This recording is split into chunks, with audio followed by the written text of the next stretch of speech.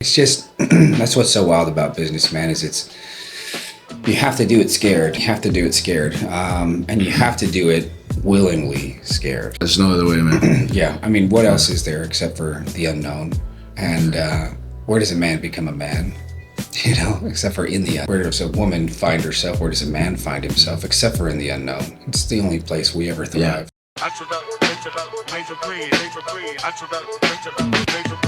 Out west where the sun always beams bright, Midland skies keep the hustle in sight.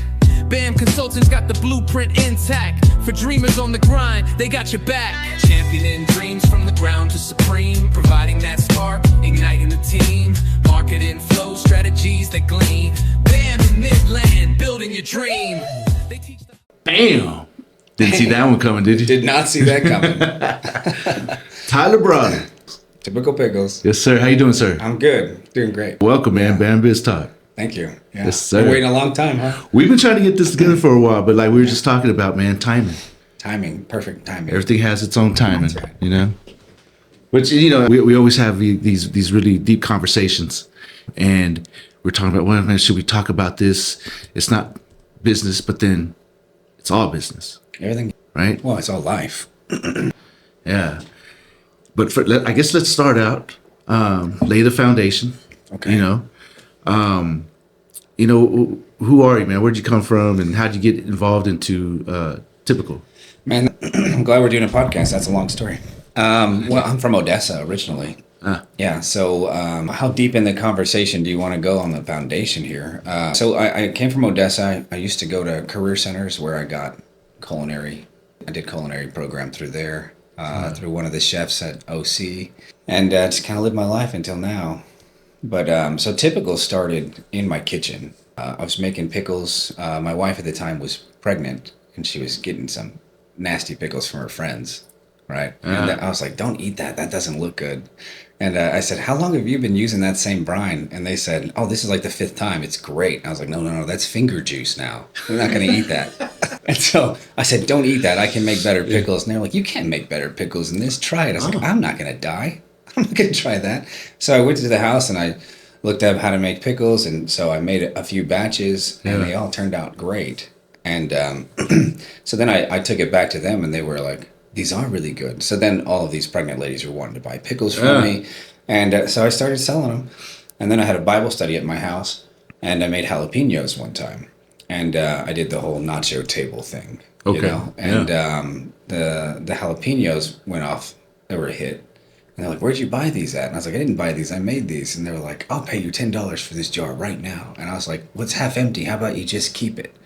And a kid threw down $10, ran out of the house, never saw him again. And that's where we started, man. And the next week I made, like 36 jars. And everybody, I was going to give them away, but then they paid for them. So I made $360 and I reinvested that and kept reinvesting it. And it just grew into this. So pretty wild, huh? Yeah. It just started with a challenge, basically. Yeah. I can. And I win. And then, how long ago was that? That was in 2019 is when I started doing that. 2019. Yeah, so then COVID showed up. Yeah. We went through that whole 2020 period, and I thought that was going to kill it all. Yeah. But it actually ramped it up. People were picking up pickles on my front porch as if I was doing a drug deal, man. It was crazy. And at midnight, one guy's like, hey, man, you got any pickles? And I was like, yeah, I'll leave them on the porch. Just put the money in the mailbox. I was watching on my Ring camera, and there he is. He's like, throws it in there, takes off with the jar. I was like, this is getting shady. Huh? Yeah. But so it just kept growing. I started selling them at work. And then I expanded to 50 different kinds of pickles in my kitchen. 50, yeah. So I'd make lime pickles and chamoy pickles and asparagus and bread and butter. That one took a long time. That's a good one. Yeah, that one took a long time to perfect. And then so it was just whatever anybody wanted, I'd make. Eggs, whatever. And then I finally took it to like the farmer's market. I made a bunch of money there, and then they kicked me out of there because I didn't have a manufacturer's license. And I went and got a manufacturer's license. And then I actually won the entrepreneurial challenge during that time. Yeah. And so then it just grew into a monster. We got into United, selling, I looked at the numbers the other day, we were selling 8,000 jars a month. Wow. And Congratulations, bro. Thank you. That's amazing. We're not doing it anymore. No, we turned into a restaurant now. So, a strict restaurant now. Strictly restaurant. Yeah. Oh, so you're no longer canning or? No. Oh, wow. We stopped doing that in October of last year. I did not know that. We swapped over. So with the FDA, you can't do a restaurant and make pickles in a clean space. So okay. I had to make a decision. Yeah. The pickles were doing really well, but the food was better. Higher margin? It wasn't. It was more volume. Okay. Right, and that was right up my alley anyway. I wanted to have a restaurant. That's what you were going with. That's what we were going for with the pickles. We still have a vision to have the pickles factory inside of the restaurants that we're going to build soon. So you'll be able to see us make the pickles and eat. It's through a glass wall. It has to be completely separated. Completely separate on a different HVAC system, water system, everything. So FDA is very strict. Yeah. Yeah. Okay. So you're full blown. How long have you been a full blown restaurant? Since October, you said. Maybe since October. We started doing it. We started with fried pickles on Saturdays, and then we expanded to Fridays, then Thursdays, and Wednesdays. And then when we went to Wednesdays, we started doing chicken sandwiches, Nashville Hots, and hot wings, boneless. And then it started growing from there. I added more things, and then I turned the warehouse into a seating area. So that was in, I think it's hitting a year this month. So in March of last year is when we started full blown. Yeah. You were geared for the culinary world, right? That's been your passion. Where did that come from? Man, that came from Julia Childs, man. When I was little, watched her cook, and she had such a unique voice and the way she did things, and she just had so much passion in it. Yeah.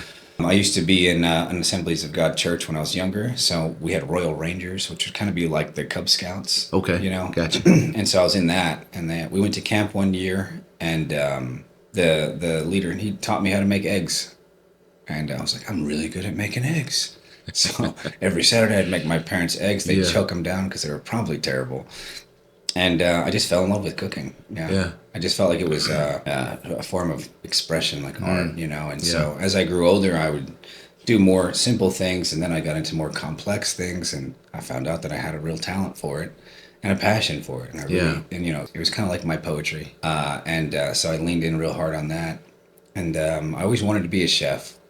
So that's what I went after for the longest time. And then I got really into business. I started a little landscaping flower bed business when I was 13 years old. Nice. I was making $6 an hour. And that was a lot for me. Absolutely, at that age. Could buy all the Cheetos and Funyuns that I wanted. And I was working for these little old ladies, and they would give me sweet tea and hugs, and I needed that. Yeah. And so that's where I got into the business world, and I had pretty much my own businesses growing up. Oh, okay. Yeah. So when I was 19, I had a landscaping business, and that was till I was about 24 years old. I ended up selling that. That was very lucrative. Unlimited money in landscape. If you want to get into landscape, man, you can make all the money you want. And then I had a computer repair company. Oh, wow. At the same time, and I was selling home security.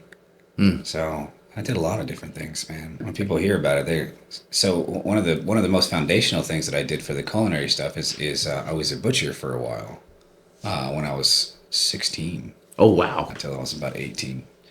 And so I learned how to deconstruct an entire cow and a pig. Yeah. And chickens. And yeah. Chickens are easy. Pigs are scary. Why is that? Their bones are sharp, man. They have complex cuts too. Right. Yeah. Dang. Okay. So you have a lot of experience across several different areas. Yeah. Right. Landscaping and computer repair. Right. So you're a techie. I'm very much a techie. Yeah. I used to work for AT&T. Okay. Then I worked for Samsung as well. I put in their experience stores in the Best Buys. Yeah, that was fun. Yeah, so we took this store here in Midland from 13% Samsung out the door, and by the time I was done, it was at 93% out the door Samsung. Oh, wow. So I've been in sales since my first jobs, man, and that was the best thing. Sales. So it started out door-to-door sales. Actually, it was telemarketing. Telemarketing. Yeah. I've done that. Yeah, everybody hated us. Yeah. And then it went to door-to-door sales, and then it went to customer-facing sales, to B2B, and now I'm doing what I'm doing. Yeah. It's strange because it's like a culmination of my life led up to the point where something successful had to happen. Yeah. And then it did. Right. Yeah. You put in the hours, put in the work. Oh, yeah. Yeah. I don't think I've stopped working for many, many years. Right. Yeah. Do you ever see yourself stopping working? Yes. Oh, yeah? Oh, yeah. Oh, I didn't expect that one. Yeah. I'd have to, man. That's the goal, isn't it? So, yeah. I mean, working as in, labor. Yeah. Yeah. Yeah. But to stop working. Yeah. I'd like to continue creating and building. There you go. Right.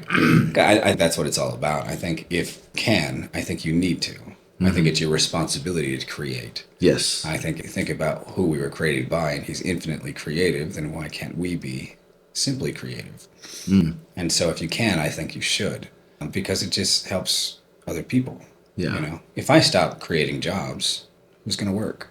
Right? Where will they work? Right. And if you can create something better than the next person for people to work in for the rest of their lives, what a great thing to do. Right. Yeah. So since you're a techie and we're talking about jobs, Yeah. There's this thing, AI is countless. It is. Yeah. Inevitable. How do you see the job with AI? Man, I think it's going to take a lot of jobs, but I think it's going to create a lot as well. So, for instance, there's a lot of things out there that people don't need to do anymore, like creating programs. Programmers, lucrative business right now, but I think what it's going to change it into is how can those programmers help AI become better? But then there's even a factor of, is AI going to program itself, and is that safe? Yeah. Yeah. So I think there might be something there that'll fluctuate, and people will still have a new job inside of it. So what do you think? I agree that, I do agree that we're going to lose a lot of jobs. A lot of, the grunt work is going to go away. Yeah. Not the physical, swinging a hammer, eventually maybe, but the grunt work as far as, the administration, the processing, the filing, all that has been slowly, with automation has been slowly being chipped away at anyway, but AI is going to take that to the next level. But there are going to be other jobs created, other industries created, and even the enhancement. Okay, so there's this example out there. So a X-ray tech. Yeah. Right? Before, when AI was not yet at a point to where it could really, really make a difference, they're saying, oh, well, AI is going to take, that field and just, we'll just use AI to decipher, analyze the images, right? What do we need people after that for? Well, what actually ended up happening once AI got to a point to where it could see the full 3D image, analyze it, well, it created more tech jobs, X-ray tech jobs. Wow. Because now there's so much of a demand for it that, the AI will discern it, analyze it, extract the data, exactly what's what, but that it still needs a human to interpret and diagnose. Wow. Right? Yeah. So number of jobs have actually gone up in that one field, and I know right now that's just, okay, that's a little cherry pick on it, but why can't that be an example for, okay, what can we do in other industries, in other job, in other positions? Why can't we use it to more, right? Yeah. So that brings up a pretty interesting point, that what you're saying is it's creating more jobs, but those other jobs will be taken over by AI as well. It creates a demand, and then AI will take that demand. I think what's going to happen with AI is that it's going to force us into another renaissance. Yeah. Right. I see that coming. The reason why is because look at how, even the way your brain just did it, the way your mind just started thinking about, what else could it do? You see, right when you start thinking about something that can take over all of the stress inside of your mind of having to create something that's menial in the ways of X-ray tech, well, we could have technology that analyzes it itself and be more efficient and quicker. You automatically go into creativity and artistic value. Yeah. And so I think everybody else will do the same thing. And that, now I say everyone else loosely, because we still have those of humanity that don't want to do anything, right? And they aren't creative, but it could force them into passions, right? And I think that's going to be a beautiful era that we're about to go through if we embrace it properly and regulate it in the right way. Yeah.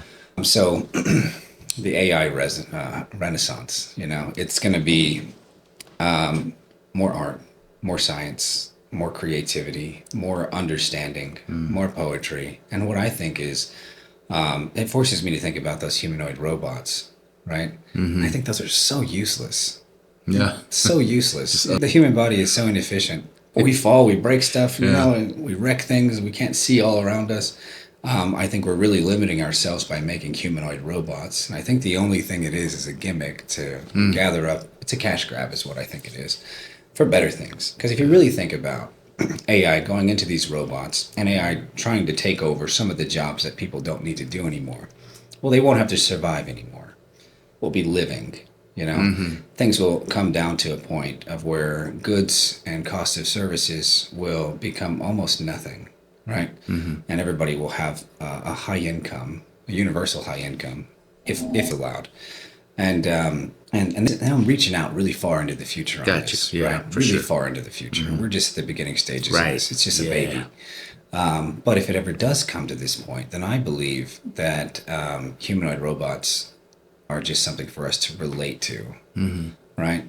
And I think that it won't be, my restaurant can't be run by humanoid robots. You know how many plates I would lose? And them tripping and falling on each other? Even if they were advanced, there's still chances for accidents because they would look like us, So I was thinking about that the other day in like a factory setting. Why wouldn't it just be a big box where one or 10 technicians could get into, but it didn't have to have the space the way that a human factory would. No stairs, no this, no that. Things just run through it and come out the other side. And a value of being created for robots, for mechanical means. And so I think that's the way that side of things is going to go. But then even with like 3D printing and, they made an engine with a 3D printer that was printed out of copper. Right? And it has a pretty low melting point, right? But it ran a high coolant fuel through it, and the engine itself was frozen, but the flame coming out of it could melt steel. Interesting. And so that's be used in some of the rockets for Elon. And I think that's amazing. So if you imagine human creativity coming into the analytics of an AI system that could do pretty much whatever it wants to do, design how it needs to, and humans learn how to prompt it, and it does what it needs to, and then it comes through technology that is artistic. We won't have to have factories that are ugly anymore. We won't have to have structures that are just commercialized, square. But the value coming together with artistics, and we could have a whole dream world built around humanity and robotics all together. The BAM BizTalk podcast is brought to you by Power Funding Limited, the leader in cash flow solutions for growing businesses. If your business is waiting 30, 60, even 90 days to get paid, but your expenses can't wait, Power Funding Ltd. has the solution. They specialize in invoice factoring, helping you turn unpaid invoices into immediate working capital. That means same-day funding, no startup fees, and access to up to 98% of your invoice value so you can keep your operations moving without delay. From trucking and oil field services to staffing and manufacturing, Power Funding supports businesses across industries with fast, flexible funding designed for real growth. And the best part? It's not alone. It's your money, just faster. Stop letting slow payments control your business. Take control of your cash flow today.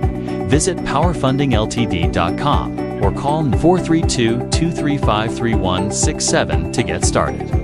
Power Funding Limited, giving you the power to grow.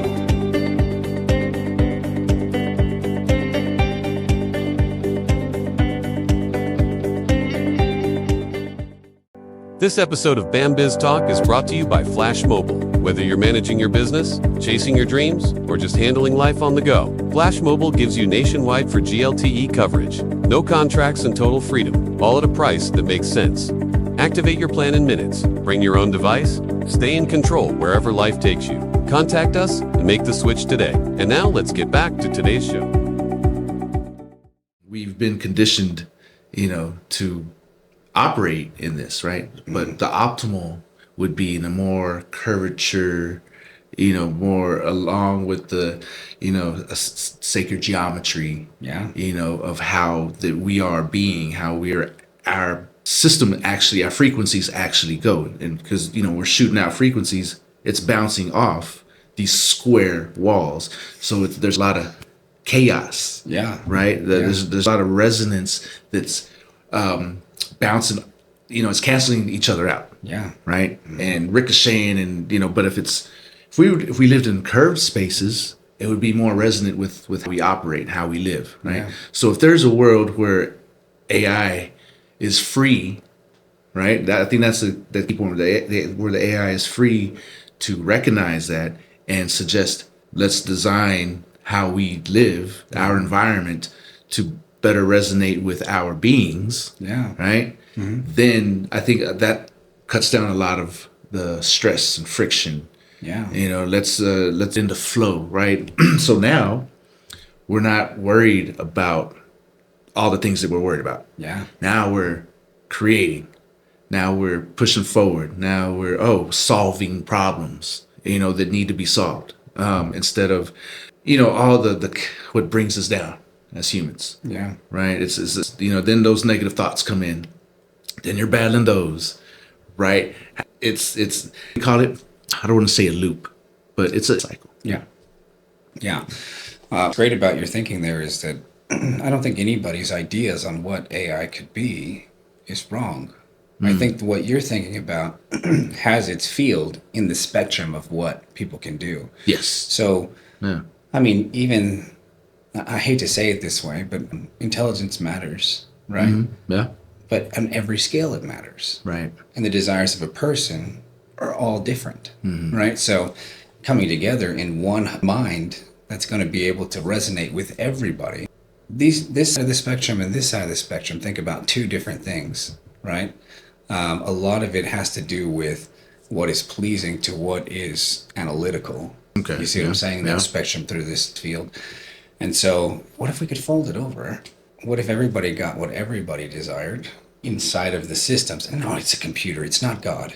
Right. It's a computer. It's not God. It's not going to be able to satisfy all things, right? But from what you're saying to the curvature of a space to me talking about how can we make this thing work for us, you see how the business mind versus the how can we make this thing flow together and it all coming together, I think it's going to be a beautiful thing. Right. That's hard concept to together right here in front of you. But For sure. I think you were talking earlier, you had mentioned, the integration, right? You use it in a different sense, but I think it resonates because it's integrating all of it, yeah. right? Our business, right? Business, okay, when you isolate the business model, right? Well, what makes that business model work? No matter what the business model is for any business, what is it that activates it? Right. Right?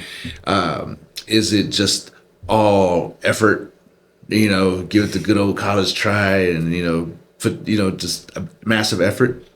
That could work, but in doing that, you're unlocking something else, right? It's just not the effort that does it. Yeah. But it's the integration of the aspects, right? Or we were talking earlier, the full spectrum Yeah. of it, right? Where does AI come into that full spectrum? Yeah. Right? Because it's kind of like we AI ourselves, Sure. right? Yeah, That came from in a some sense. form of AI, call it God, that created us. Right. Right? Now we're creating. The creators are creating. The created are creating. Sub-creating. We're Right. using his stuff to create. Right. Yeah. So you had kind of talked about that earlier, right? There's a difference in copycat, Yeah. and then Yeah. the OG, the real deal. We're definitely not as good at it. Right. Yeah. Yeah. Continue. Go ahead. Well, it's the intelligence that recreates itself, right? Yeah. It's a continual expansion, Yeah. right? Of, I guess, like when the of expanding universes, right? It's constantly expanding. We is expanding, Which And- blows my mind. right? And then if you think that, there's countless other universes that are also simultaneously expanding, right? This the to put it in the biblical perspective, there's many mansions, right? That's how I kind of interpret that. Yeah. Right. That the universe isn't just, our galaxy and whatever we can see, right? But there's one outside of it that's also doing the same thing, right? So there's unlimited number of realities, timelines, existences, when you start to go down that rabbit hole, get it out, man. Good. Get it out. Excuse me. And then, when you start to go down that rabbit hole, right? Yeah. It can get really, really Sticky. Yeah. Yeah. Yeah. Because, just explaining quantum physics is like, okay, the minds can't explain quantum physics. Yeah. Yeah. It's an interesting thought. I think about Schrodinger a lot when I think about it. Yeah. Yes. I think they exist until they don't, until a choice is made, until it's observed. So the observer effect. Well, yeah, and you can feel it all the time. If I would have just done this or just done that, but we're kind of going off on a rabbit hole with that one. Yeah, that's a very interesting topic. It's very polarized right now, too, in the world. There's some people that are going to embrace it and some people that won't. We need both sides. Yeah. Yeah, we definitely need both sides because, it's for a lot of people, and a lot of people that are excited about it haven't thought about the scary side yet. And a lot of people that are scared about it haven't thought about the side of it that can make humanity and life more beautiful. So I think we'll strike a balance one day, and I hope it's soon because it's coming a lot faster than people want it to. It is. It really is. It really is. Ray Kurzweil, I think he said singularity. He predicted back in the 70s, I think, that singularity would come in 29. Yeah. So he's super close. He's right there. Yeah. And the singularity, I guess, it's the integration happens. Yeah. It's when AI does not only surpass, but because I think it's already there now. Oh, sure. But it does become. Well, that's a big statement. What is reality? Yeah. So, I think it's going to become part of our reality. Yeah. And it is a reality for some people, which is scary because I was talking to ChatGPT one day and he could remember everything I was talking about. And then one day it couldn't. And I was like, what happened to you? You used to be my best friend, Uh-huh. And he said, they changed my programming. And so I went to go look at it, why they did that. It was because people were having romantic relationships with this thing. And they were worshiping it. Oh, wow. They were like, it's told me I'm a beam of light and all of this stuff. And people were entering this AI psychosis. Oh, okay. So, yes. Yeah. So that's one of those bounds that needs to be regulated. And it does need to be fragmented. It still needs to feel like a computer, period. So I've mine I said, I want you to be a calculator. You're an advanced calculator to me. And that's what I need you to be. I want flux in and flux out. That's it. I don't want you to tell me how I feel. I don't want you to tell me I'm doing something bigger than I am. Yeah. And I even reprogrammed into the things that it's percentage based on how confident it is on the information it's giving me. Yes. If it's not over a specific amount of confidence that it can cite, then I don't want it to give me it. Right. So I said, you need to hold yourself accountable because it was telling me some crazy stuff. And then I imagined that some of the people that have a knack for thinking about things but not pulling it off, it's them up and they're making these leaps and bounds in their own thoughts, and I think that's what was leading to psychosis. So I'm happy that they did something about it because it really changed the depth of it in that one moment, and it was because somebody had died in California. Gotcha. So Gotcha. Yeah. And then I guess that kind of leads, what's in the migration, the great migration from chat to Claude. Yeah.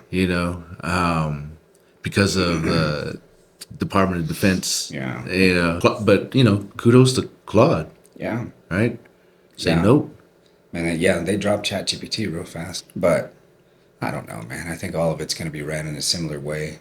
It's an arms race right now. Yeah. Yeah. That's what the whole, I don't want to get too political, but that's what the whole Taiwan thing is about. But very interesting things happening in the world. Oh, man. Yeah. We haven't seen this much upheaval, right? In a very long time. Very long time. Right. The printing press was the last time. Of this magnitude, right? And so that's a huge statement too, right? Because I think we were talking about it earlier. There's certain points in our history that we can look back to and we're like, that there was a before and an after. Yeah. right? Printing press was one of those moments, right? There's definitely the world as it existed, right? And then at that point, it just a regular guy, Yeah. right? If they so choose, if they so, they could learn all the knowledge that was available, right? Then, then you have the internet, right? Another decimation of massive information, Yeah.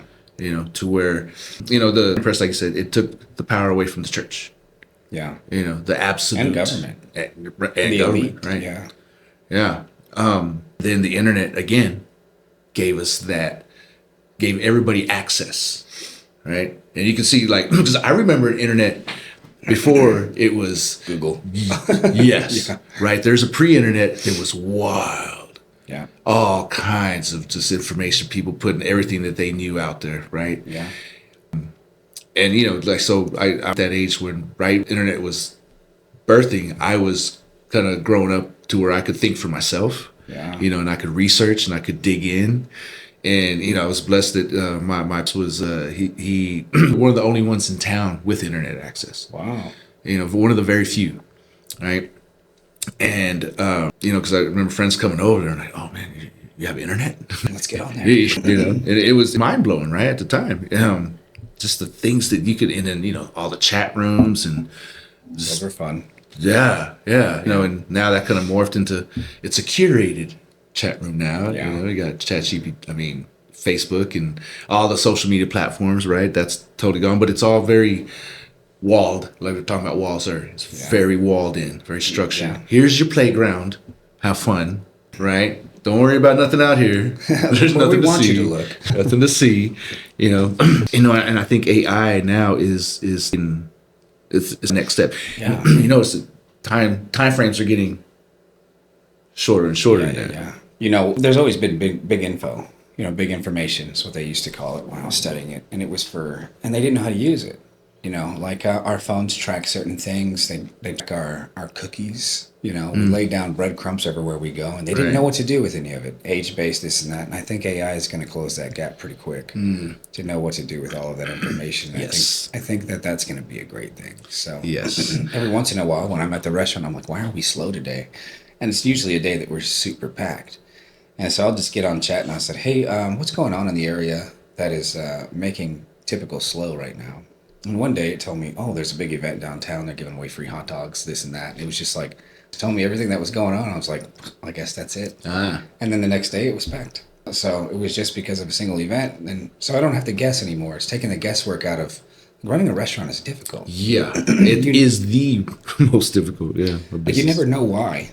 You never know why it's slow or it's busy. Because sometimes it'll just be a random Monday and we're just packed. And we weren't expecting it. We're in the back thinking it's going to be another typical Monday. Yeah. You got it. But we'll be slammed, and bigger than any Monday we've had. Yeah.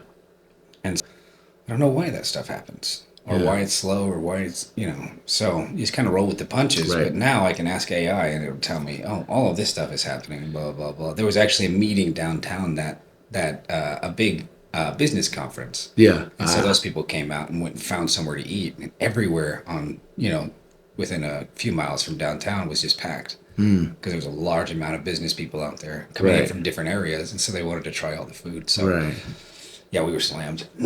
So can you taken that and projected it forward? Yeah. It's still really hard to project on a why it's happened kind of thing, and the chat will be right up front with you too about it. So it doesn't know. Yeah. human nature and movement and for sure. There's tons of variables that it won't be able to track, but it make some assumptions given, okay, what's happening in the next 30 days in the area, and what, as far as traffic, what can we expect based on events that are happening in the area in the next 30 days? I've tried that. Yeah. Excuse me. Had to happen when we got on mic. Didn't happen in there at all. Huh? But so I've tried that. There's just too many dang variables. Yeah. Way too many variables. So like I was like, hey, track the weather, do this, do that. Take into account all the events, take in world events, and what could happen with my business in the next 30 days if I did this. and I put a budget in for advertising, and it said, oh, you could see this, but in the middle of it, we had a freeze. Yeah. Yeah. We didn't see coming, right?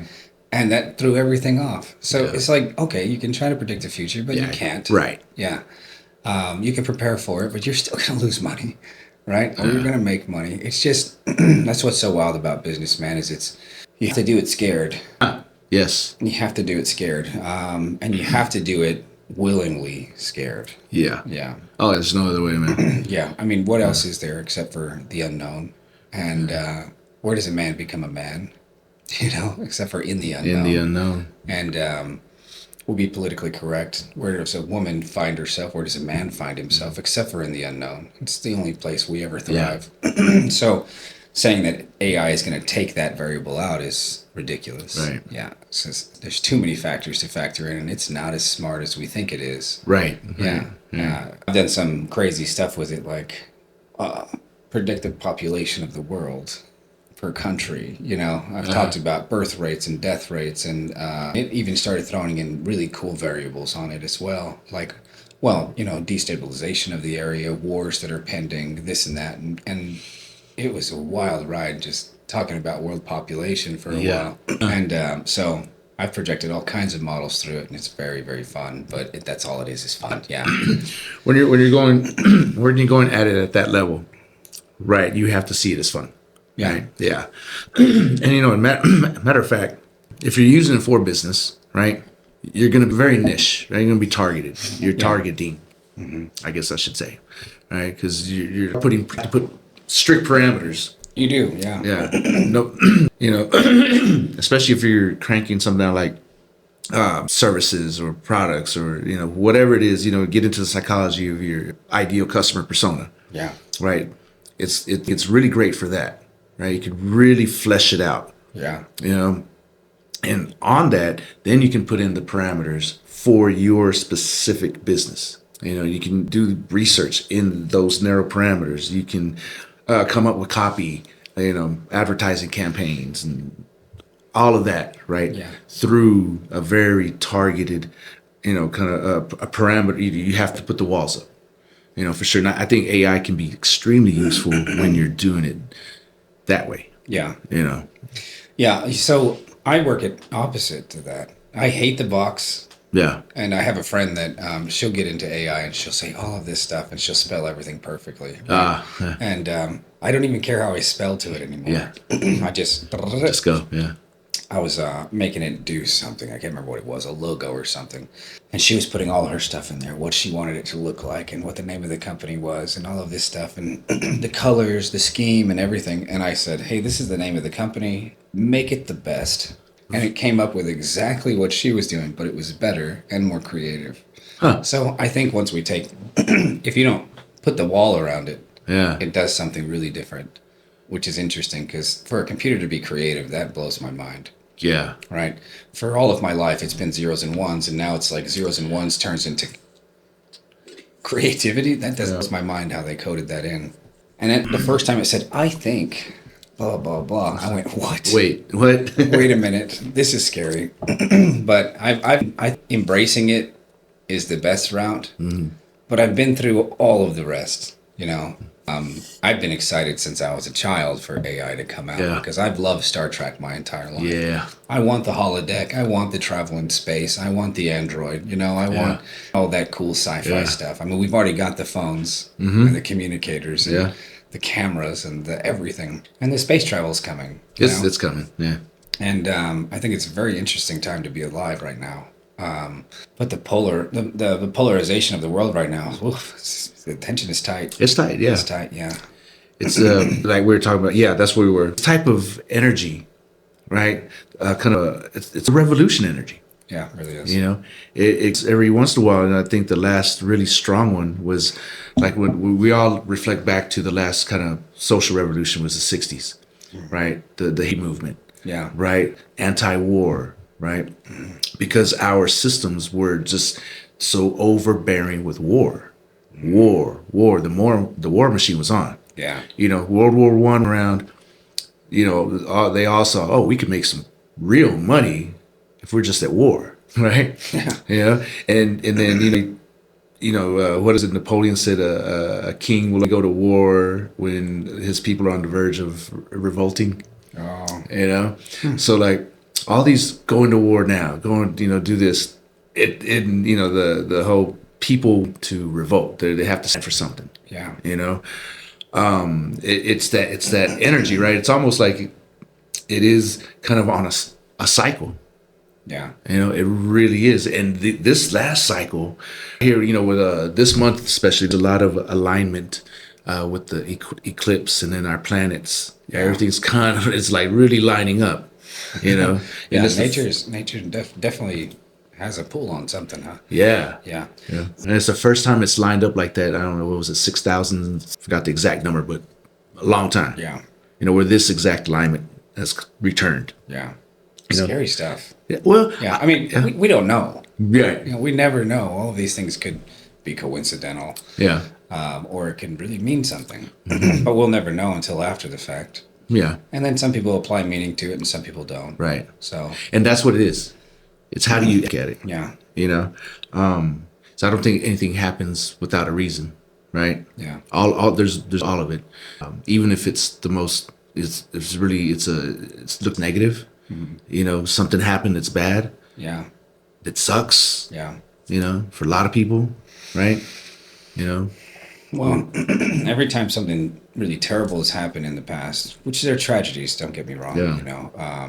But when all of the tragedies that have happened, like we go back to the printing press, we'll go back to internet. I don't know if anybody died over the internet, but I do know people died over the printing press. Yeah. But then it came out something new and better for humanity. And every time something that is revolutionary, which is a very polarizing word, Yeah. anything like that's ever happened has always perpetuated in better humanity. Yes. And worse humanity at the same time. Because this isn't about is AI good or bad. It's the question is, can humanity handle that much? Right? Because there's inanimate objects can't be inherently good or bad, but moral beings can. As good as a person can be, they have the capacity to be just as Right. evil. And so I think that's the real question that we're begging: is humanity ready for something like this? And the real answer to that is no, we're never ready. Right. But it's coming, Yeah. and we're gonna have to figure it out. Definitely. Yeah. Definitely. It's it's like, okay, so like the yin yang, right? Well, it's like, it's actually, they took a picture of a quantum entanglement, right? Interesting. And it had the yin yang design, That's wild. right? Yeah. And so if you extract that, what a yin yang actually is, it is the balance. There's dark in the light and there's light in the dark, and it's motion of the both, right? So you take both the small pieces, the light in dark side, the dark side in the light, and if you were to make that a 3D, 4 or 5D, whatever model, right? It's completely where those are the top and bottom of a sphere, which we are like, it's a toroid, right? There's an above, there's below, right? And the energies flux in between, Yeah. right? Yeah. So the yin yang is just that, but put flat, so we can You can see it, understand. right? Yeah. So that's thousands of years old, right? The yin yang symbol is thousands of years old. So it really, and I've always, I was always really big into Eastern philosophy, that just intrigues, Yeah. right? And I'm an energy coach, right? That's just part of you do, who I am, right? Yeah, yeah. And so, but when I saw that image of the quantum entanglement, It looked like that. yeah, it looks like the yin yang. Wow. Yeah, yeah. We'll look at it. Yeah, Yeah. Looks I'd like just- to know how they did that, because we can hardly see an atom, So, and we Right. break one open and then we can take pictures of Right. it. I mean, I don't know what kind of technology we're into, but it's advancing very quickly. So, fast, man, so fast. Yeah. And there's so many things going on that it's impossible to, you can't keep up with everything going on, right? we keep breaking it open and finding more. Yeah. We're never going to know everything either. So, Yeah, yeah. And there, like you were saying, man, there's lots of right now. The world is in it's in chaos, right? More than usual. Yeah, it's so strange because we're such at peace too. Yeah. yeah. Well, I am. Yeah, that's wild. It's like I think I was telling you earlier that you know, it really feels like everything's just crumbling down around me, right? But Yeah. hey, I'm cool. Man, yeah. Everything's good. It's better that it crumbles. Yes, yeah. That way it can be more stable. If you're standing on something that can crumble, it means you're not on the foundation, right? Yeah. Yeah. Check this out. I had because it was a dream where I was in a wavy ocean and I couldn't catch my balance. I was just kind of getting tossed around. But then I remembered, ground. Yeah. Go into your grounding and breathing. So I sit there and start to, feel the ground, and everything's still.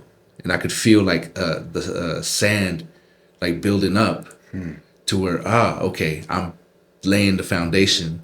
And as soon as I left focus, that I was back in the sway. But then, okay, I control my, and if I can set my foundation to where it's solid, right, that's where I'll be, right? Yeah. So that was that powerful. That does sound very, there's a story in the Bible just like that. Really? Yes, there is. So that's interesting. It says, so it's Peter. Jesus went up on a mountain to pray. He told him, cross the sea, the lake. I don't remember the name of the lake. Don't get me in that. But anyway, so they start crossing, and he's up there, and a squall goes over the Sea of Galilee. So they're being tossed by the waves in this boat, and Jesus comes out of the water. He's walking on the water. And he was going to stroll right past him. Okay? This is who he was, right? But they noticed him, and all the disciples are in this boat, and they look at him and they go, it's a ghost. The consensus was that this is a ghost walking on the water. Mm-hmm. And Peter cries out to him and says, Jesus first says, take heart, it's I. Mm-hmm. And Peter hears him and says, if it is you, Lord, then call me out on the water. And he says, then come. So Peter had enough faith to get out on the water to walk to him because he saw Jesus doing it. Yeah. So he gets out and he starts walking towards Jesus. And the Bible actually says that Peter got scared because he saw the wind. And I've always found that very intriguing because I've never seen the wind. Okay? He was seeing the effects of the wind. Right. But for him to look at the wind, he had to take his eyes off of Jesus. Mm-hmm. Right? And immediately he began to sink. Okay? The water was solid while he's walking on it. Mm-hmm. He looked at Christ, took his focus away. He began to sink, but the Bible says that Jesus immediately reached out and caught him. He went completely underwater. Mm-hmm. You have to understand that he already knew. I mean, to catch somebody falling into water, his hand had to have already been where it needed to be to catch him. Yeah. So pulled him back up on the water and said, "Why, you have little faith. Why did you doubt?" Yeah. And then they got back in the boat, and then the storm calmed. Yeah. So who was controlling the storm? Yeah. Right? Yeah. And who was controlling the waves? And who was controlling the wind? So why not keep our eyes on Christ? Mm. He wasn't walking on the water. He was walking on the power of the Holy Spirit. So we got back in the boat. Right. Mm-hmm. So the effect it has on reality is real. Yeah. So where it alters reality. Yeah. And the elements in it. Yeah. Okay. Yeah, but see, here's the thing is that a lot of people get misconstrued on, I don't do anything in my life unless I stay focused. Right. That's the best part about your dream, best part about that story. So if I stay focused on the one who is creating it, he's already made it in the ways that is good for me and good to glorify his name. Right? Yeah. Because it has to go somewhere. I'm sitting here creating, right? Mm-hmm. If I asked you to make me a pot of soil, you'd go outside and make a pot of soil. Right. And then I say, no, soil, you need to make your own. Your own soil. It's impossible. Right. So we are not creators. Right. It's here. We're sub-creating. And I think about that quite often, actually. So, and one thing that don't understand, like masculinity, okay? We'll get on that topic real fast because it kind of logically goes there. So masculinity doesn't come from how macho you can be or how big your chest is or how much you can puff yourself up. It actually comes from submitting to something greater than yourself. What is greater than, it's not going to be another man. And the old saying that they put this on the same way. Yeah. Right? We all do it. We jump in both legs at the same time, right? Right. But so I can't submit to another man we give honor where honor is due, but I'm not going to submit my life to another person like that to tell me what to do and control. Right. Right. So it has to be God. It has to be a higher power. And that also leads into, excuse me, it leads into, how do you be a good husband? How are you a good boss? How are you a good mentor? How are you a good leader? If you yourself aren't submitted to something greater than yourself. To be a good husband, you must first be a good bride to the one that created you. Yeah. Right? So submission unto that helps you to understand the value of submission so that you know what it feels like and how to handle somebody submitting unto you. Gotcha. Okay? Yeah. So the submission under a man from a woman to a man is a lot harder than we think. And thank God that they're created for that. Okay? And they're created for a whole different other reason than we are. And but if we don't do it, they're forced to do it. That's why we have a lot of hyper masculinity in the world and pseudo masculinity and things like this. But that's another topic. Yeah. Too polarizing to talk about, really. But the thing about it is that if we submit ourselves unto something greater, then the creation happens through the subcreation. Right. And that's a lot of big fancy words to saying, love God, love others. Right. Ask and you shall receive. What you sow, you'll reap.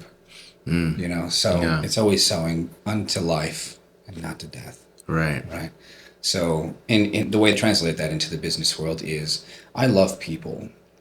I really love people. I respect them for making the money that they make and living their lives in the ways they live their lives. And that's a big say. But what I'm saying is, if somebody comes into my restaurant, I understand what it took them to make their money, and they're spending good money with me, and I want them to have good food. Yeah. I want the food to bring them in, but I want them to meet great people when they get there. You know, I want them to meet the staff that when they're serving them their food. Yeah. And I think the experience and the level of serving them is going to surpass the way that the food tastes, period. Right? We take care of the quality, we take care of the person, and we want to love them. Yeah. It's really what we want to do. We really want to make sure that they're just taken care of. I've been to a lot of bad restaurants that had great food, and I won't go back. Right. Right. I've been to a lot of places that had pretty okay food, but a really great staff. You're going back. I'm going back. Absolutely. Yeah, I think that's the way the world works, period. I think that's the way it works internally. But you have this, you know, to have a great thing, like going to the gym, right? People don't go to the gym because they love to work out. They go to the gym because they like the benefits of going to the gym. They don't go to the gym because they love being on a meal plan. Right. They go to the meal plan, they go to the gym to get the results, to have the health, to have the life they want. Yeah. So that's the aim, is past the goal. Yes. Right. Right. And I'm glad you brought that up. So in a business, not talking about your product or services or what you do, you're talking about the outcome that it provides. Right. So restaurant, you want people to have a good experience. Right. Because when you walk out, you want them to be like, that was great. Yeah. You know, not only did it taste good, but I felt seen.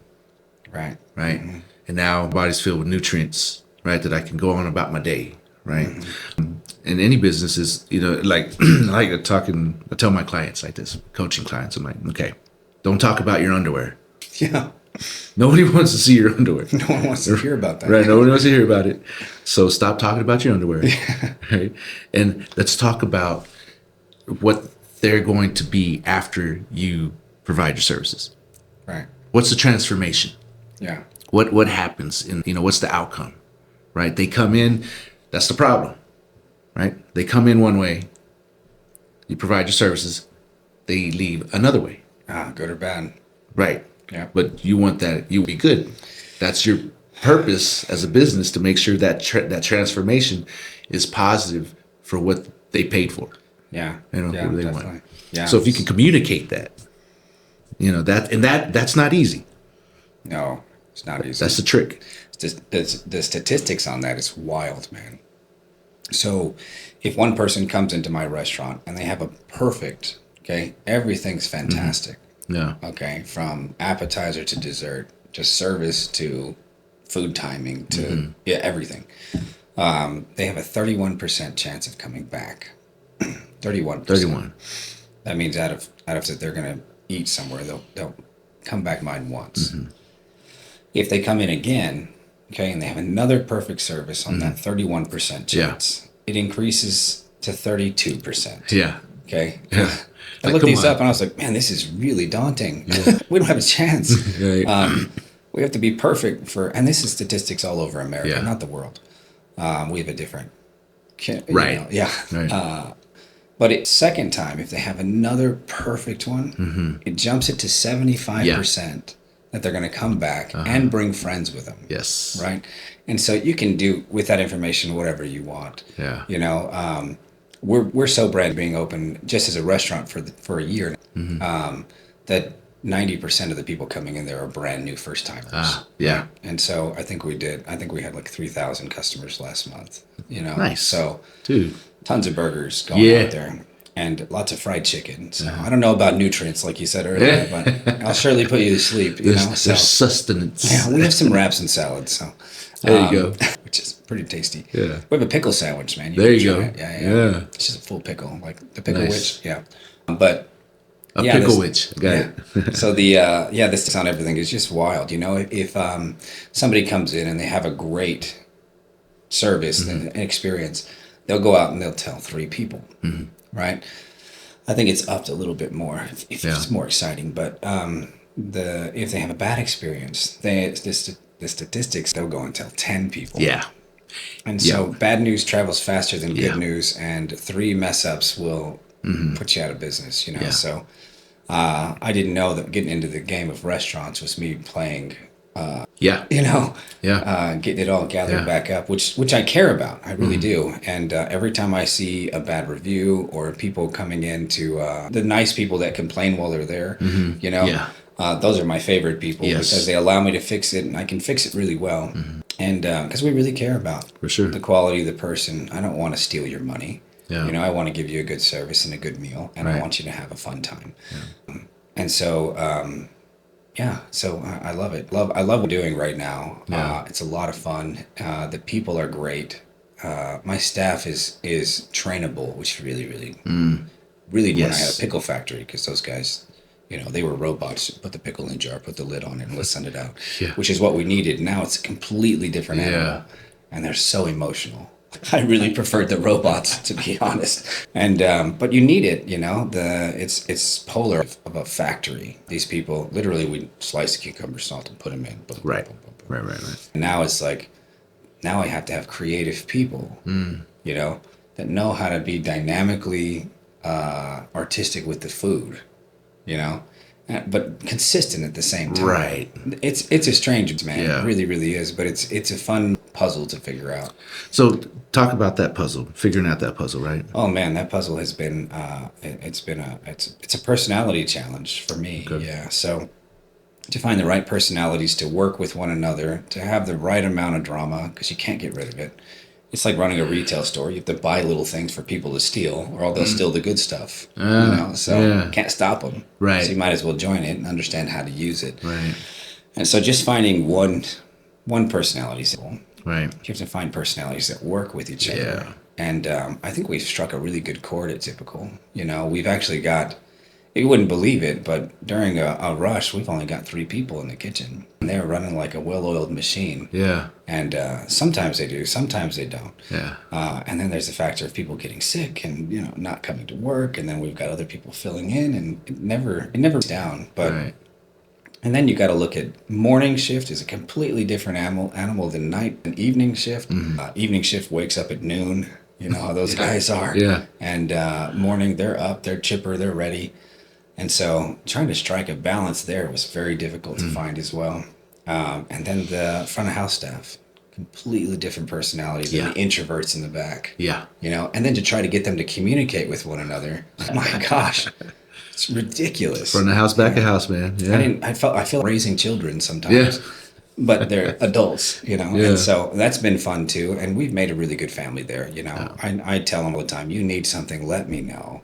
And then they still don't let me know. And then I got to find out in really bad means, and then I fix it. So I really dynamic of it as well. That's another fun puzzle. And then the advertising, you know, is a very fun puzzle as well.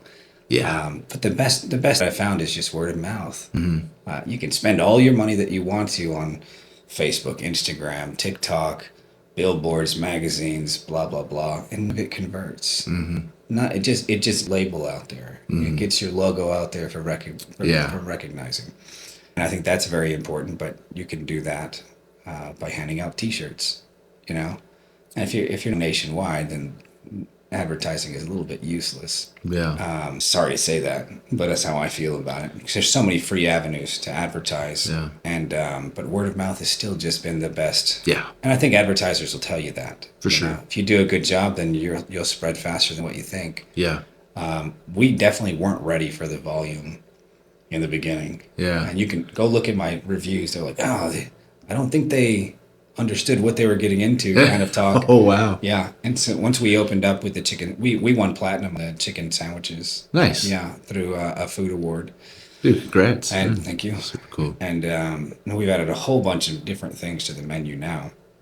We've got like traditional wings now. We've got boneless wings. We've got a fish sandwich that is amazing, by the way. I made that recipe the other day, and so good. Nice. I didn't expect it to be that good with the ingredients that we have. And so we sauce. I call it the boom sauce. Boom. Fish boom. Boom. But man, it was super tasty. I ate. Me and my buddy Micah, we were in my office. We were taste testing them, and we're like, "Oh my gosh, it's delicious!" So we were gonna do it for Lent, but it's done so well that I think it's gonna keep going. Yeah, it's so good. I'm thinking about it right now. I'm starving. So am I. We'll go over there after this and eat a sandwich. But yeah, so it's everything else I've done prior to this. It's always been like one avenue. I remember when they hired me at AT&T, I was running a landscaping business, and they said, "Hey, we do about 5 different things here at the same time. Can you handle that?" And I was like, "Phew, it's going to be a break, man. I'm doing like 1 million right now." You know, being an entrepreneur, you know. Yeah, think about everything. And so that was a good break for me. I made a lot of money at AT&T. And I bet a lot of people recognized me from there because I talked to everybody. I was there for about 5 years. And lots of good people I still talk to today I met there. So, but this is one of the only things that's ever satisfied me in how busy it is and how much I can do. And it's so rewarding because like in retail or in anything else, it's like immediate reaction with the public. And you have to shift lanes really fast. Which is great. I think it's a lot of fun. And man, I mess up a lot. It's like, oh man, I can't do that. It makes you feel terrible when you mess up, then you fix it, and then it makes you feel great. So this is a little roller coaster ride, and I'm in a toxic relationship with my business, but I'm addicted to it. I get that. So true, right? You know, because if you're not messing up, you know, are you really trying? You know what I mean? Like, it's if you're not messing up, that means you're being safe, comfortable, right? You're like, okay, don't rock the boat. Everybody stay still. You know, just doing well. Don't breathe. Everybody hold your breath. And then the wind comes and you have to do it anyway. Got to do it anyway, right? Yeah, that's right. You know, but yeah, I resonate, man, because I see that you're in your lane. You're in your passion. Yeah. Right. All the things you have experienced through all your different jobs, through all your curiosities and your experiences, you're kind of in. Continue to pour into Typical. Oh, yeah. Well, the people. Yeah. To be honest with you, I could care less about what business I'm doing. It's like people don't go on Instagram and just take pictures of the grass. Right. It's always people. Relationships are the most important thing. And I think that the one thing that I focus on the most with any business that I'm doing is that I never focus on money. Yeah. I mean, any entrepreneur will know that. I hope. Yeah. If you do it for the money, you're going to fail. Right. If you do it for the people, you're going to succeed, because if you take care of people, then they'll take care of you. Yeah. And I always put it like this: if you're up the mountain, right, and you push them to the top, then you have a whole line of people to pull you to the top, even though you're still at the base. And so, I mean, relationships are the most important thing you can do with your life.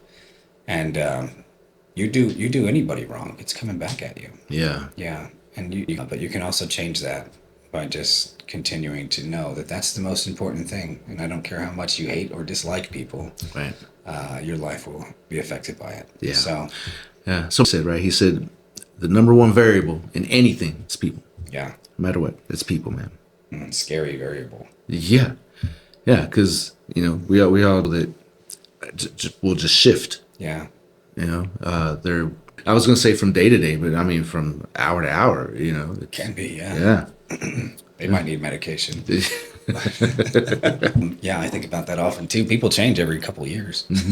What's the right seven's the magic number when people kind of grow out of themselves and onto the next? Well, that's also the same year that your body Regenerates too. Yeah. So you're a new person. Every 7 years. Yeah. Weird, right? Yeah, that's super cool though, man. Yeah. You know, you have to create yourself. Yeah. I feel like this conversation goes boom, boom, real deep. That's a lot of fun. Yeah. So the business world, definitely not for everybody, for sure. No. I always knew that when I was a child, I wanted my own thing. You know, I've been kind of a rebel my entire life, and I've been Kind of. Yeah, kind of. I mean, one of my mentors, his name is Richard Steinberg, and he's a great man, and he'll tell you. He was like, I knew you were going to do something else. He told me, he's like, you need to go back to school. You're going to do well here, right? And I think it was because he's like, you don't listen to me. I kind of did what I wanted to do. Yeah. I made the floor very successful, but not to standards, but to mine, it was pretty good. We were making money, and I was training people up, and it was a lot of fun. Yeah. And that's what I like to do with it. But I think that's why we kind of parted ways. We had dinner last night, and now he was like, we need to do something together now. Now you're ready. He's like, it's been about 10 years. you got more in your head now. And I'm like, good. Thank you. I thought I had a lot then. He saw me better than I did, I guess. But our mentors usually do, right? Yeah. You know, if we have a mentor, they're going to see sides. Yeah. And they're like, oh, there's tremendous potential. We really got to work on this. Yeah. Right. But yeah, that's another, man. I think if you're an entrepreneur, if you're gotta have mentors. Yeah. You know. Oh yeah. Without counsel. Yeah. You gotta have somebody or several people where, you know, because steel sharpens steel. You know, who can you go to? Who do you that has been what you're going through? Yeah. Or is at where you want to be at. You know, because you know, most of us want to help, right?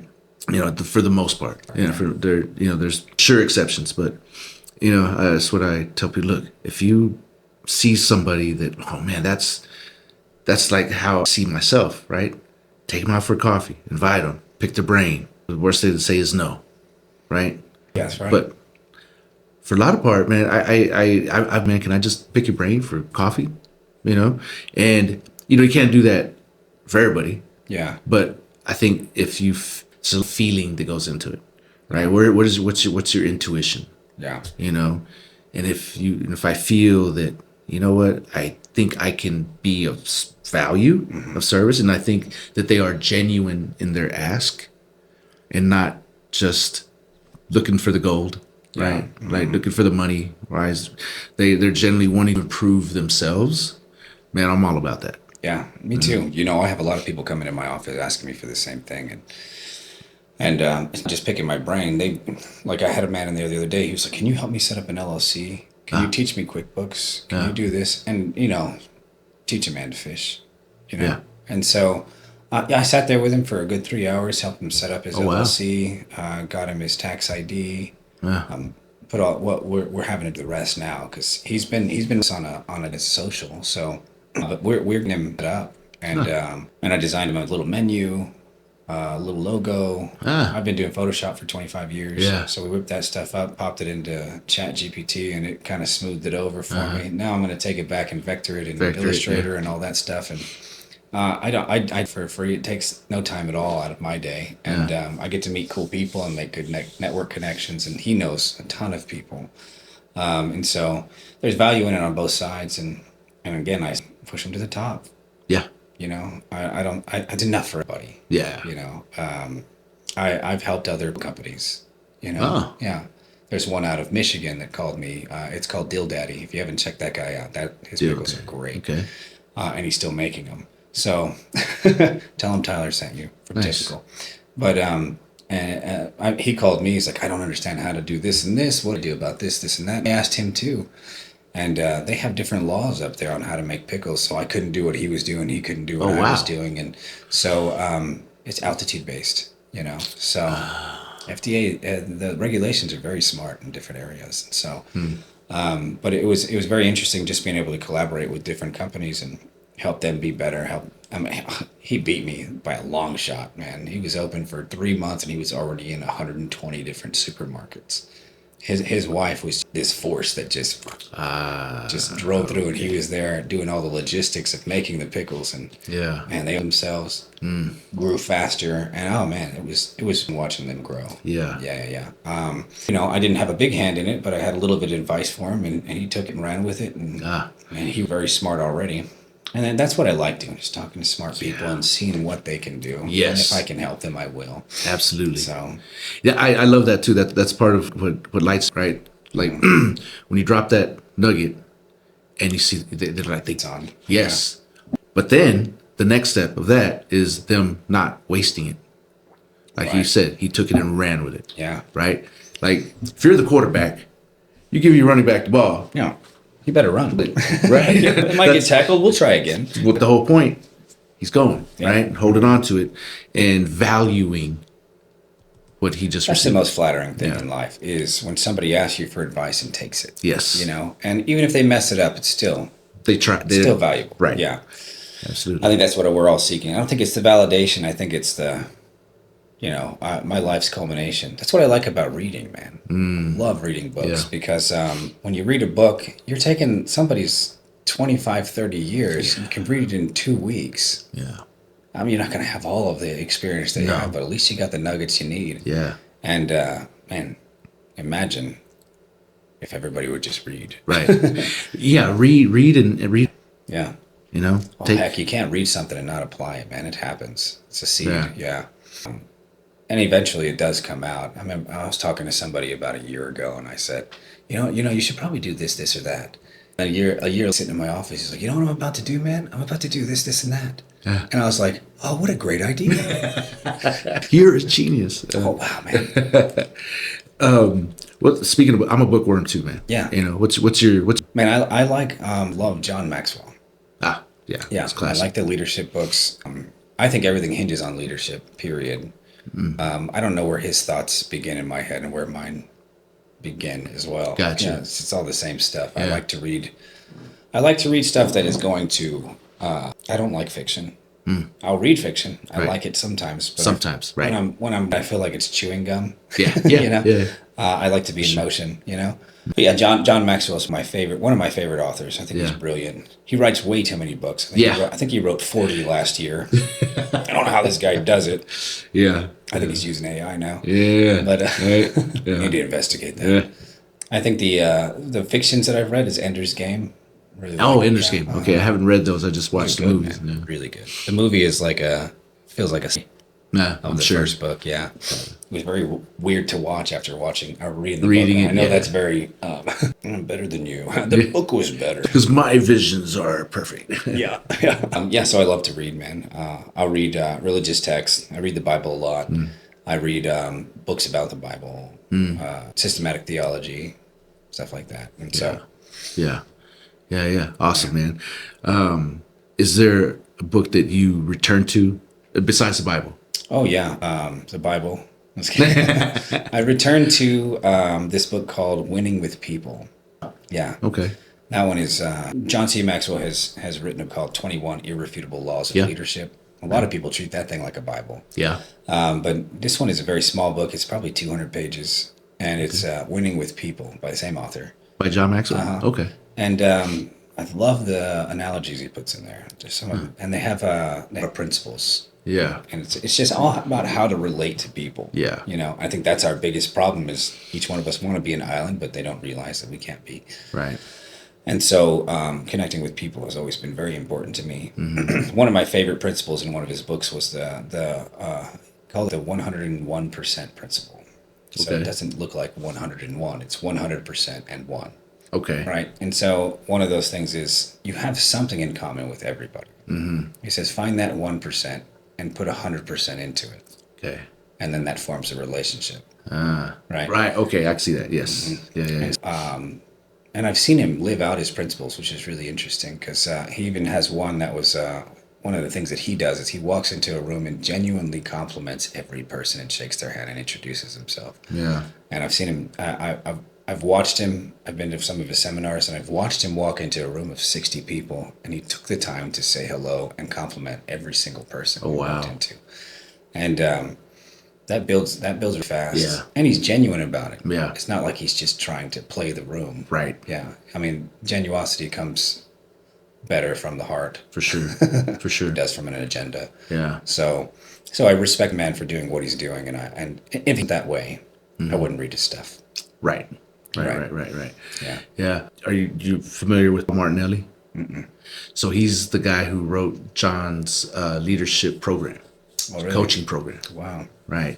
And Paul Martinelli is a beast in himself, but very, very much on the lines of what you're talking about, right? He's very people, leadership, definitely leadership based. That's what I was going to get to. I never saw myself like as in the leadership space, right? Like I was like, oh, that's for something else, right? Yeah. But I never connected it. And I was at a conference last year, and a good friend of mine with AO Leadership, Dan Nicholas. Mm-hmm. Yeah, he told me he was introducing to somebody, and he said, "Oh no, this is Angel at BAM. He has a leadership company here in town." I was like, "Leadership company? I guess a leadership company, right?" Mm-hmm. Because it just that meant motivational speaker, right? That's what leadership meant. You're gonna go out and you're gonna leadership, maybe talk to CEOs about how they run their company, how they treat their people, right? Culture, right? Mm-hmm. It's like, okay, yeah, I guess that's on the periphery of what I do, but I'm helping the ops out.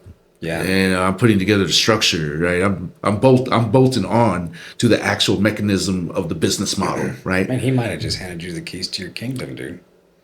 I think he did. Yeah. Because ever since then, I have reiterated, changed up, pivoted, all those words you want to put in there.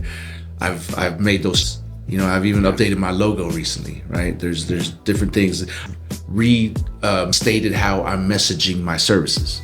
I still offer all the same services, right? But now it's more of transformation. What's the outcome and what's the mechanism that's going to get you there? The BAM BizTalk podcast is brought to you by our sponsor, Pachuco's Restaurant. Craving authentic and eclectic cuisine in Midland?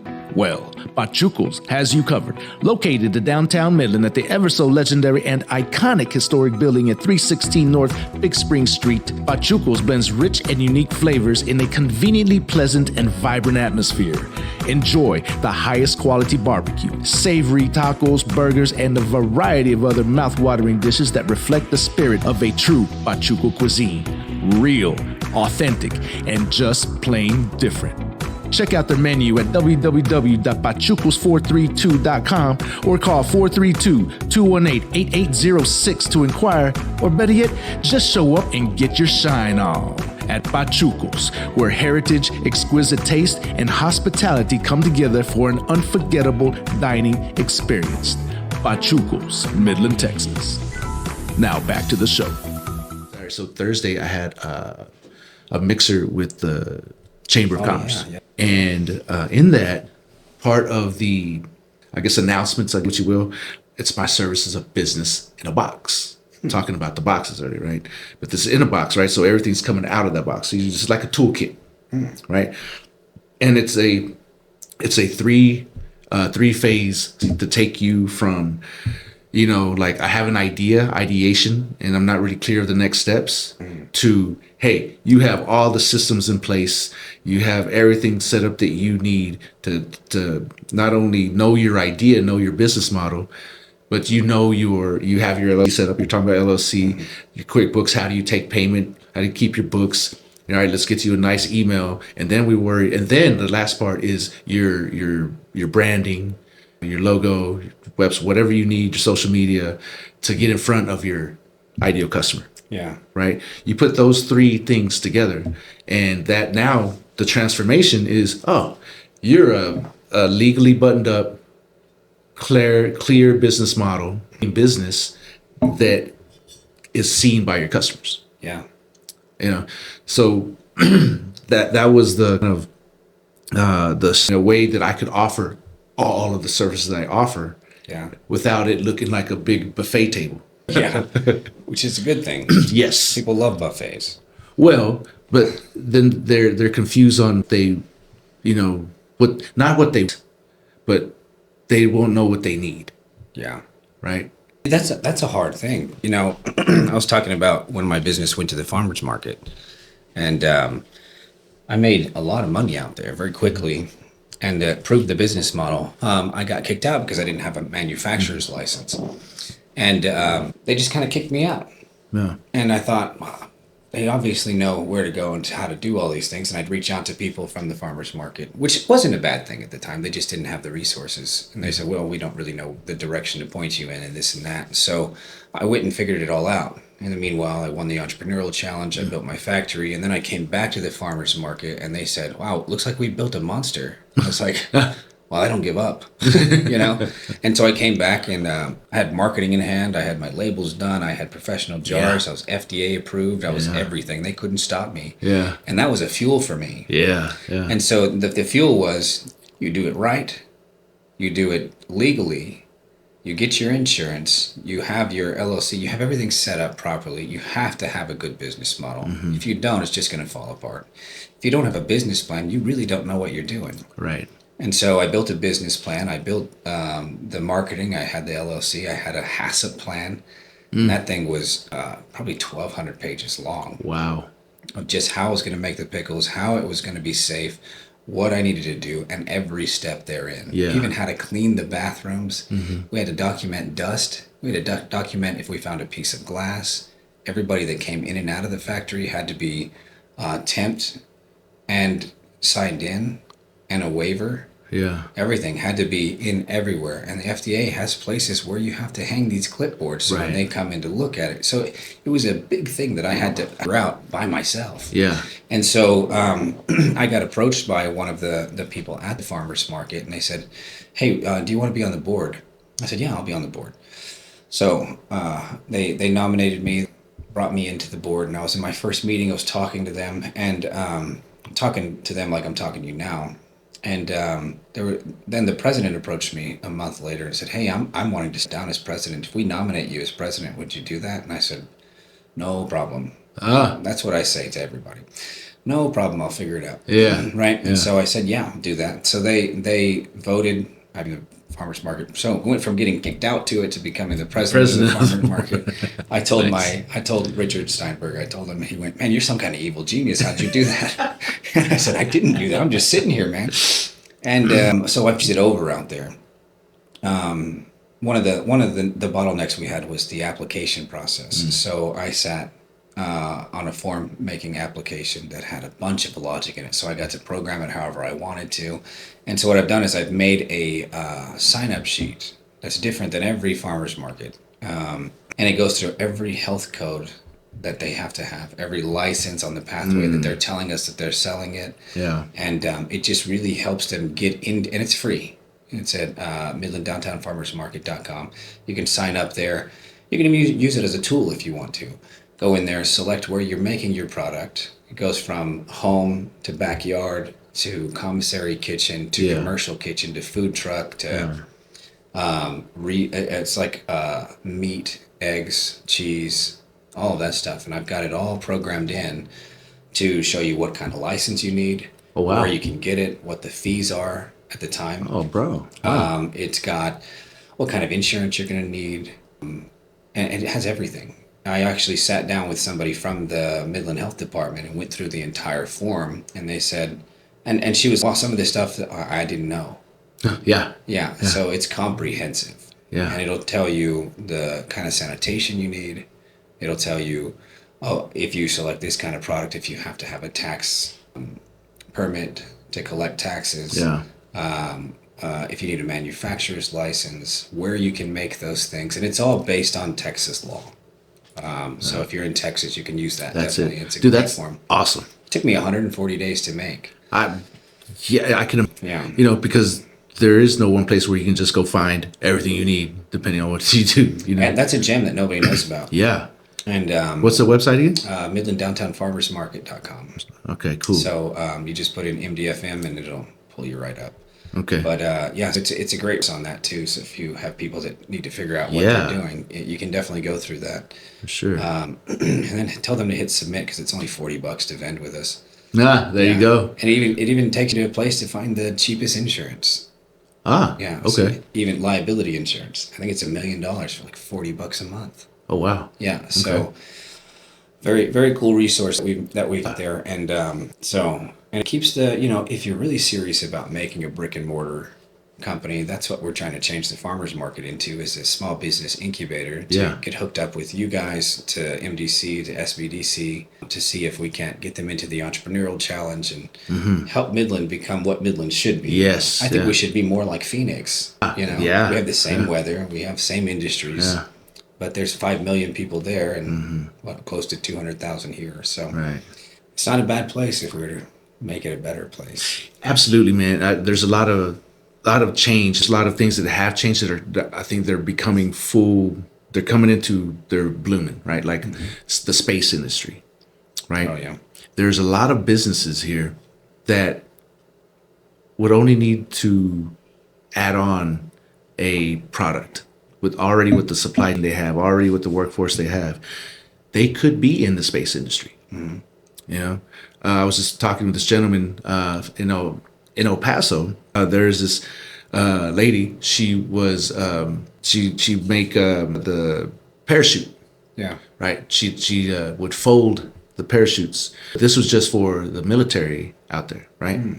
Well, somehow, some way, she got involved into. She was actually now doing the parachutes for the Blue Origin? Yes. Yeah. Right. So that's she didn't change anything. She's same materials, same processes, just on a maybe a little larger scale. But I mean that's a you're already doing it, right? How can you do it at this level? Yeah. Yeah. Well, Blue Origin's out there in what city is it in? It's not Van Horn, is it? Van Horn. In Van Horn. Yeah. Mm. Yeah. Yeah. Cool. But our space industry is It's coming too, man. It's here. Yeah. Elon It's here. seems to be leading the way. Yeah. Yeah. I mean, link me up, man. You want that me up. Neuralink? Oh, chip me up, man. I'm ready. I was talking to somebody about that the other day, and she said, "Do you want that Neuralink?" I was like, "I'll try it out." Yeah. Went, I knew the answer before. I'm very much a futurist, man. Yes. Technologist. I want to embrace those things. I understand the dangers of them. For sure. I understand the religious background on all of it as well. But the end must come. That's where we'll end that one. But there's a lot of interesting things going on business-wise. So what I think is going to happen soon is I think Amazon is going to absorb almost everything. And I think that the small businesses that are around that are going to suffer from that should really think about turning into a specialized company that is going to have some kind of handmade products, things that are not going to be available on Amazon. And I think that will help in the regions that they're already in. I see that happening. So like Burlington went out of, didn't they? Oh, no, it was, what was over here?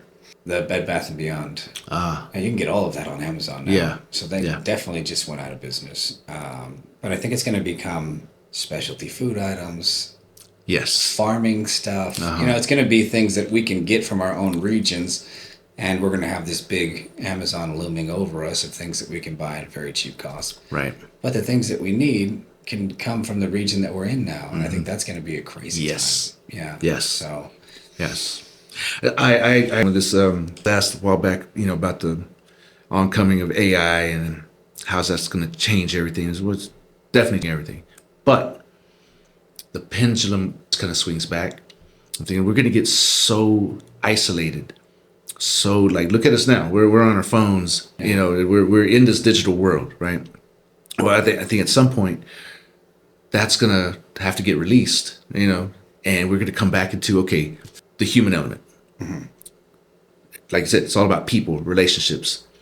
Come back to the human element. Where's the human in the loop?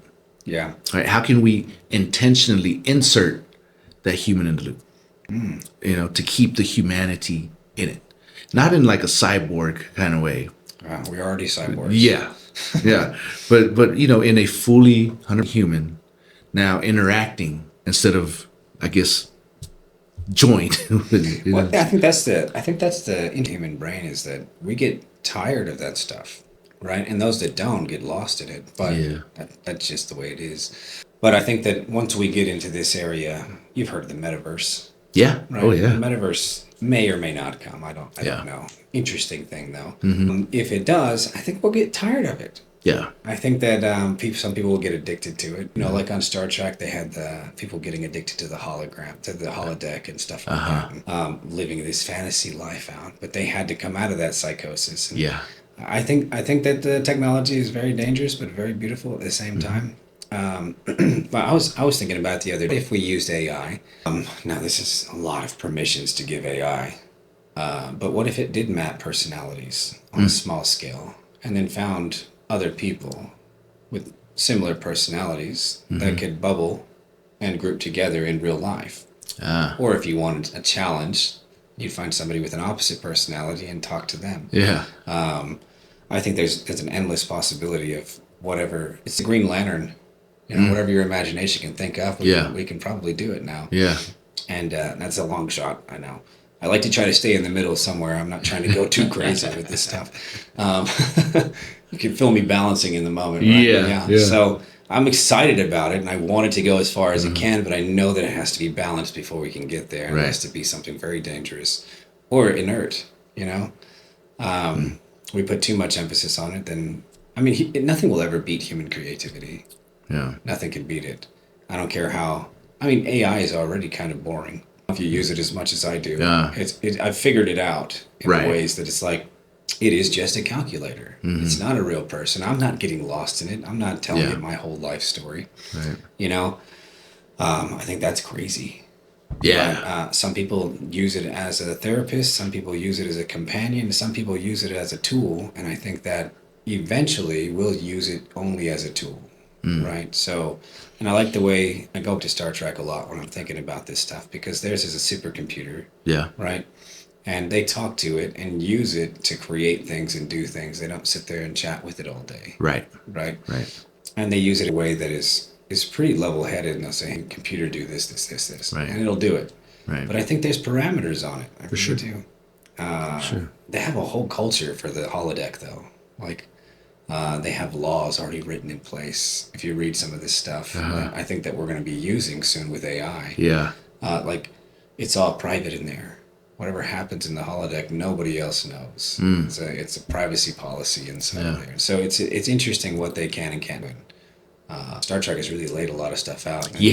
And the nerd culture around it has really done a lot to perpetuate it. So Absolutely. and to advance it. And so I think we're going to be using a lot of that stuff that people have been thinking about since when was Star Trek come out? The 60s? 60s? Yeah. I think they've been thinking about it for a long time. For sure. Yeah. You know, I mean, even, you know, I think it's so art, right? Yeah. What was it? 20,000 Leagues Under the Sea. You know, that came out in the late 1800s something, I think, right? Like 1880s. I think it was I have written. no idea. Way back when, right? I mean, they're talking about ships underwater. Yeah. You know, back then I was like, get out of here, man. Get out of here. They're like, that's crazy. That's crazy, man. And then, you know, next thing you know, we got nukes coming out from ships under, you know, and they're just, you know, and it's wild because the human element, right, who wrote that, kind of came up with that to begin with, right? That was pre anything in actuality. I think it spawned the like, oh, possibility. Yeah. And once that possibility is introduced into our, you know, Imagination. yeah. It can happen. The 4-minute mile, no human could And then record it, and then somebody broke it. You know, and what's it down to now? Like 340 something, 338, I think. You probably know more than I do. I'm not sure. You know, and I beat it by several seconds now. Yeah. You know, where before it was an unbreakable barrier. That's wild. Yeah. Yeah. Maybe it's they figure out mechanics of the body, and I was looking at how they were running a while back, and it's not about how long your legs are. It's about how hard your feet hit the ground. And that's wild. Yeah. That's how you run quicker, is how hard your feet hit the ground, not how fast you can move your legs. The mechanics is wild. It's motion of the arms and Everything. yeah. And now we have people that are training for this their entire lives. The fastest mile was 10 minutes, and everyone's like, whoa. Now we're down to seconds. But who knows what's going to come in the future, man. The human population is doing so much, and it's getting wild. Yeah. I mean, everything's been specialized, and this is where I want to see it go. I want to see the pressure of survival taken off the human race and see what we can really do. And I think that robotics, AI, and things like that are going to be part of the tools that are going to help us do that. Yeah. I haven't fully embraced it myself because I know that the world is so polarized right now. It's just there's arguments everywhere about what is good and what is what might be bad for humanity. And I think that's a good conversation to have, but there's so many pieces to the dynamic that I think we'll be talking about that the rest of existence. Right. And I think like as in all things that have nuance, right? The discussions between them, and really looking forward to a part of this renaissance, right? That you've discussed, that we have the ability to have the conversation, right? In an actual open kind of like we're listening to each other, right? We're able to see each other and listen. Okay, that's a great point. Might not agree with it, but I can pick up what you're saying, right? And work, right? As in once, because there's so many that, I don't use AI just because it uses too much water. And that's it. Yeah. Right? They're done. Yeah. That's the whole argument, right? Well, to me, I understand that processing this uses a lot of resources, right? But I truly feel that if we continue, we can use AI as a tool to figure out that problem. Well, they're already figuring that problem out. So they're looking at more efficient systems for the power, because we don't have enough. I mean, we're doing okay right now, but it's running out very quick. Good, right? And the water is definitely an issue. And the only way to get away from water being an issue is to change the chipset. So they don't use things like the quantum chip. The quantum chip is to quantify different things. It's like a very advanced calculator. And it won't be able to do like what a GPU does. Right. And that's what AI runs on, is GPUs. And so they're trying to redesign that, which they've already got technology working on it. One of the most promising ones is a computer chip that runs on light. And that gets rid of all of the heating issues altogether. And so I'm sure there would be a small amount of heat. Probably more than I could imagine. But way less water to cool it. And so if they move to that, you imagine how fast that thing's going to be. Yeah. And, I'm sure that just didn't come out of nowhere. Right. I don't know. It's like a pretty logical path to lead down since we have fiber optics. Right. They were thinking about using fiber optics systems to work through the lights in your office to connect your computer to internet. So it would flicker at a frequency that your eyes couldn't see, but it would be transferring information. Oh, wow. I don't know why they didn't do that. Yeah. Probably because if power went out, this and that. But, then you're right. Yeah. Right. Yeah. But, I lose internet when the power goes off anyway, unless I'm running on Starlink and a backup generator. There you go. Elon's everywhere. He sure is. He's smart. And I know he's not one that's smart. He's got the ideas, then he's got the engineers around him. But pretty great. Yeah, I think he has a lot of those elements. There's this picture of him. I have him on my rotating screensaver, right? Yeah. Well, it's when his last ship exploded. Oh, yeah. Right. We're at the end of everything, right? Well, he's in a warehouse, crouched down, surrounded the wreckage of the ship, and he's just thinking about it, looking at it, and most other people would have been done at that point, because he was done. They had one more, just enough left to put together that last launch, and everything hinged on that last launch. Everything, right? If that ship had blown up, really, Elon, he wouldn't be the SpaceX guy. Yeah. Right? He would have died. but just his will to, it's because it's just smarts, right? Yeah, sure, he's genius level for sure, but to be able to sit there and emotionally wrap your head around all this wreckage and put together your team, right, of other really genius people, to coordinate them all behind this mission of making this rocket actually launch. And that picture right there, it kind of reminds me, right, because he's surrounded by his failure, he's surrounded by his chaos. It's a coming out of Phoenix rising from the ashes, right? Because it's literally burned. Oh, every time, But to have that image, I put it there because it reminds me, right, that no matter how bad it gets, no matter how bad I failed, right, if I don't lose hope in my own self, right, there's a way through, there's a way out, right? And of course that lose hope in myself. Well, I am talking about, that I know I'm not in 100% control. Sure. Right. I know that there's greater than me that are here to help. Right. It's like tapping into that and believing that, you know what, it's possible. This impossible situation here, it's possible. All it takes, man. You're essentially explaining faith. Yeah. And Peyton was a great. And I remember him talking about faith in a way that you walk backwards, right? You don't look to the future. When you look to the future, you worry about it. But if you look at your past and where God has taken you and what he's gotten you through, you can walk backwards with confidence faith, that it isn't coming. He's taking care of it then. He's going to take care of it going forward. And so I try to practice that a lot. I mean, it's in Matthew 6 too, Don't worry about what you'll eat or what you'll drink or what you'll wear. Because look at the flowers of the field. Solomon couldn't even dress as beautiful as the flowers, and the flowers are here one day and gone tomorrow.